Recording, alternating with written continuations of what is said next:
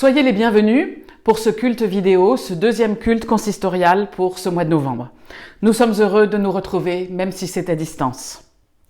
En ce temps que nous prenons ensemble pour nous tourner vers Dieu, que nous puissions entendre à nouveau sa parole qui nous donne la vie, que nous puissions vivre un moment de communion avec le Père, lui qui nous donne chaque jour à nouveau son amour, sa confiance et sa paix infinie.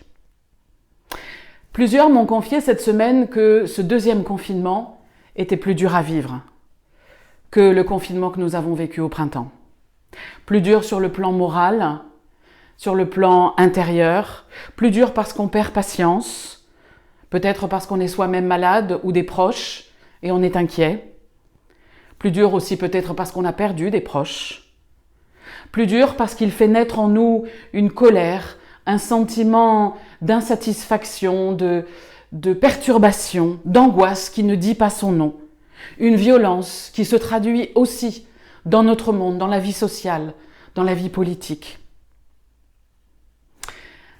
Alors, puisque nous sommes à Nantes, je vous parle depuis Nantes, j'avais envie de vous parler, d'entrer dans ce culte avec un petit clin d'œil. Vous connaissez sans doute les BN de Lu. On en a mangé, en tout cas, moi j'en ai mangé quand j'étais enfant pour le goûter.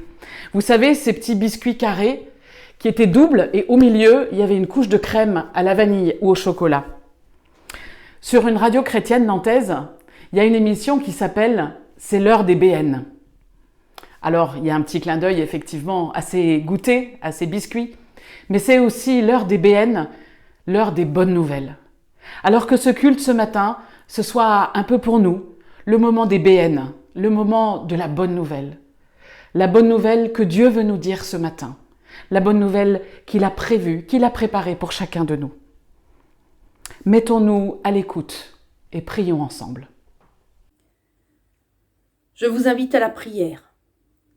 Seigneur, tu nous rassembles aujourd'hui, et d'où que nous venions, où que nous soyons à cet instant, tu es là. Seigneur, au-delà des distances, des différences, au-delà des circonstances, parfois angoissantes, mais où il y a toujours de l'espoir, tu es là. Nous voudrions te dire merci, Seigneur, de nous rassembler en tout temps, d'être là, au milieu de nous, même dans l'isolement. Merci, Seigneur, pour ta présence bienveillante qui nous accompagne dans les épreuves, pour ta force tranquille qui nous soutient dans les moments plus difficiles. Nous voudrions te dire merci, Seigneur, de nous rappeler que l'espérance est toujours possible, que nous pouvons toujours faire le choix de vivre et que c'est à nous de décider de la fraternité, du partage, de l'échange, et que tu seras toujours là pour nous guider. Merci Seigneur d'être cette lumière dans l'obscurité, cet espoir dans le découragement. Mais nous voudrions te dire également merci Seigneur de nous accompagner dans nos projets, de nous soutenir dans nos nouvelles façons de fonctionner. Merci Seigneur de permettre de nouvelles façons de communiquer qui nous aident à nous rapprocher les uns des autres. Merci Seigneur de stimuler notre créativité dans tout ce que l'on a à inventer, d'être près de nous dans tout ce qu'on entreprend. Merci Seigneur de nous aider à continuer d'avancer jour après jour. Merci Seigneur de nous aider à garder confiance. Amen.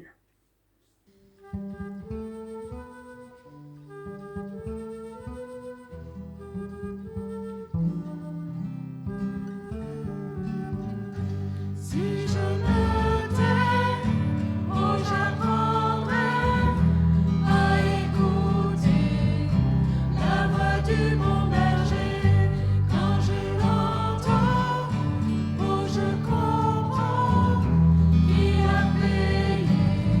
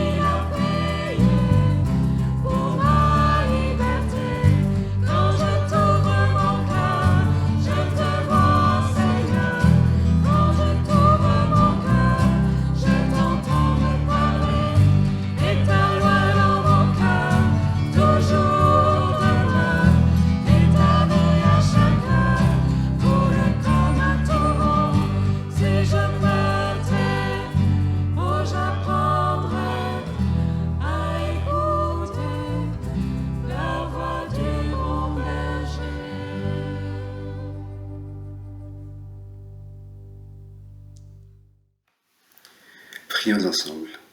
Seigneur, dans la Bible, je lis cette parole. Dans Ésaïe, chapitre 30, verset 15. C'est dans le calme et la confiance que sera votre force. Seigneur, aujourd'hui je laisse résonner cette parole en moi et je te remercie. J'entre dans mon espace intérieur et je fais place en moi pour toi. Viens maintenant me parler, nous parler. Nous avons besoin d'entendre ta voix. Nous avons besoin de ton réconfort, de ton soutien, de l'assurance que tu veilles sur nous. Au nom de Jésus, nous te le demandons. Amen. Nous lisons dans l'évangile de Matthieu, au chapitre 2, les versets 13 à 15. Quand les savants furent partis, un ange du Seigneur apparut à Joseph dans un rêve et lui dit : « Lève-toi, prends avec toi l'enfant et sa mère et fuis en Égypte. Reste-y jusqu'à ce que je te dise de revenir, car Hérode recherchera l'enfant pour le faire mourir. » Joseph se leva donc, prit avec lui l'enfant et sa mère, en pleine nuit, et se réfugia en Égypte. Il y resta jusqu'à la mort d'Hérode. Avez-vous déjà dû modifier vos projets à la dernière minute ? Cela nous arrive souvent ces derniers temps. Je pense particulièrement à ce jeune couple qui a dû trouver un nouveau lieu pour son mariage et 250 invités, juste 2 jours avant la date prévue. Et je pense aussi bien sûr à tous ceux qui ont dû reporter, décaler, 1 fois, 2 fois, plusieurs fois, un mariage, un anniversaire, le baptême des enfants, ou tout simplement une fête familiale que tous préparaient et que tous attendaient avec impatience depuis de longs mois. Ces imprévus mettent à mal notre calme, notre tranquillité, notre morale, notre zénitude. Ils surgissent devant nous comme un diable qui sort de sa boîte, comme des obstacles que nous ne voulons pas voir et qui pourtant sont bien là. Et notre confiance est ébranlée. Ces imprévus nous rappellent que nous ne contrôlons pas grand-chose dans notre vie, que nous ne sommes pas les maîtres à bord. Et cette prise de conscience, elle est douloureuse, elle est difficile, tant nous rêvons de maîtriser notre vie, nos choix et ce qui nous arrive. Nous pensons être aux commandes, mais c'est souvent une illusion. Aujourd'hui, je vous propose cette histoire que nous ne lisons pas souvent dans l'évangile de Matthieu. Elle se trouve juste après l'histoire de la naissance de Jésus et de la venue des mages qui sont venus pour adorer, apporter leurs présents devant l'enfant Jésus. Après la naissance de Jésus, une fois les mages repartis vers l'Orient, Joseph est interpellé par Dieu d'une manière aussi soudaine qu'inattendue, en tout cas pour nos yeux et nos oreilles d'occidentaux. Dieu lui parle dans un rêve, comme il l'avait fait d'ailleurs au moment de l'annonce de la naissance. Dans la Bible, les rêves, les anges sont des outils, des canaux que Dieu utilise pour s'adresser, pour communiquer avec les êtres humains.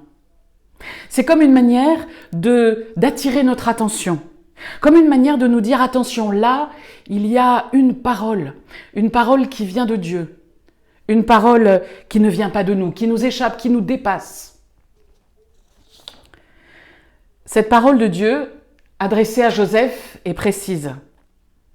Joseph doit mettre sa famille à l'abri contre la colère d'Hérode, contre la jalousie meurtrière d'Hérode.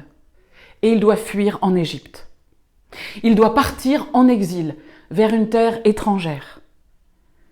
Et cela, ce n'est certainement pas ce que ce jeune papa avait prévu pour la jeune maman et le tout petit enfant.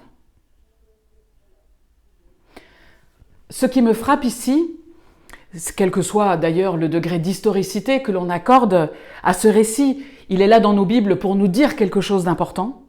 Ce qui me frappe, c'est d'abord la capacité de Joseph de se mettre à l'écoute, sa capacité à écouter Dieu. Il ne questionne pas. Il a peut-être eu des doutes, mais cela n'est pas mentionné.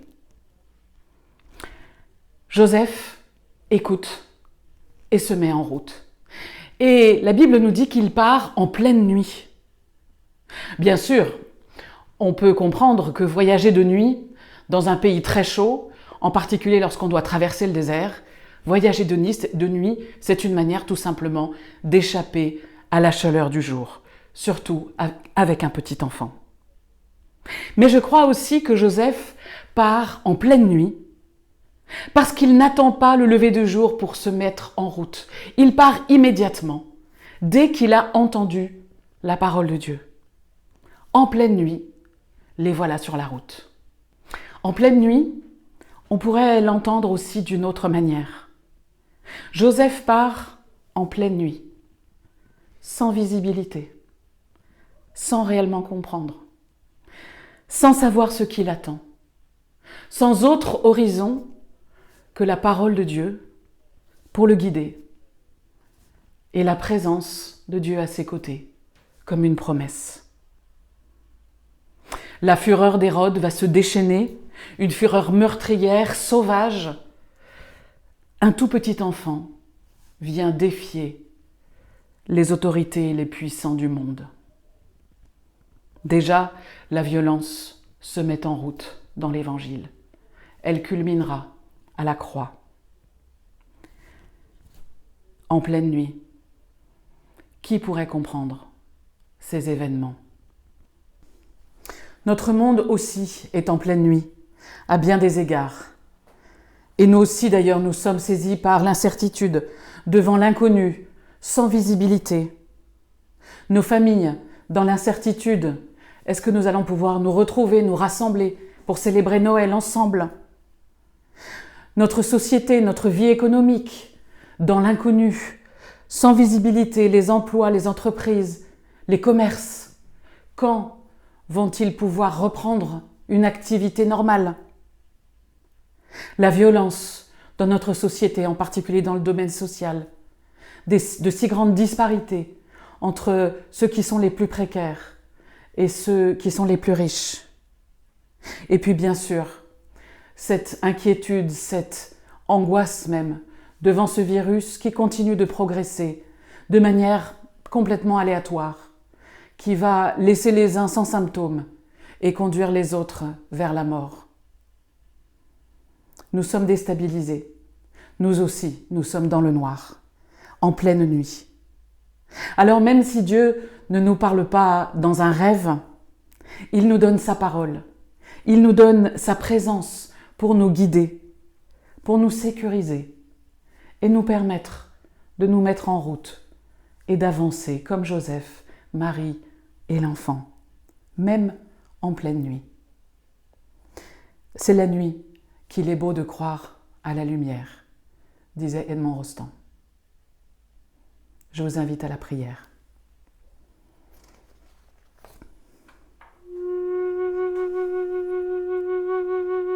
Permets-moi de te le dire, Seigneur. La route que tu nous demandes de prendre n'est pas toujours bien éclairée.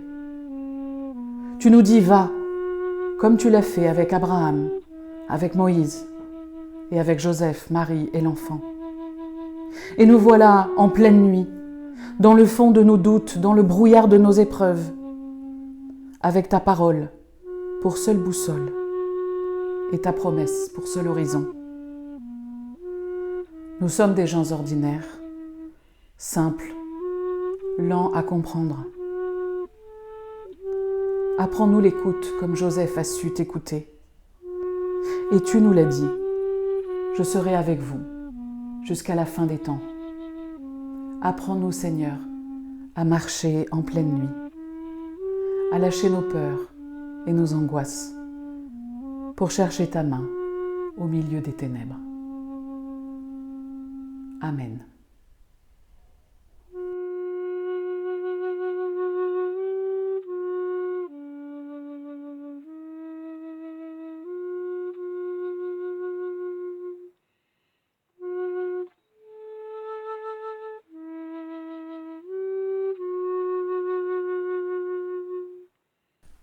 Recevez la bénédiction de la part de Dieu. Allez vers la vie, avec le monde et ses défis. Allez vers tous ceux qui comptent sur vous aujourd'hui. Allez, même en pleine nuit. C'est là que le Seigneur vous attend. c'est là qu'il vous conduit. Dieu vous bénit, le Père, le Fils et le Saint-Esprit.